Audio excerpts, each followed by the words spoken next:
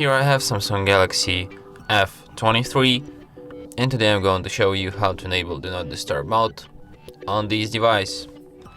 So firstly you have to go to the upper bar, and here you can find the button Do Not Disturb. By tapping on it once, you can switch this mode. By holding your finger on it, you can access some of its settings.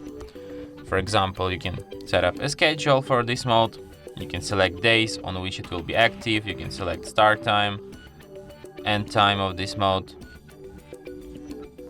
You can add exceptions to this mode. It could be calls, it could be repeat calls, it could be messages, conversations.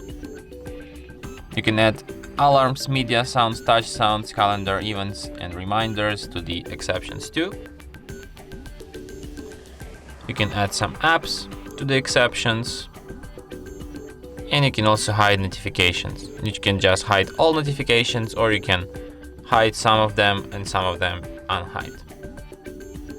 So yeah. And that's it. Thanks for watching.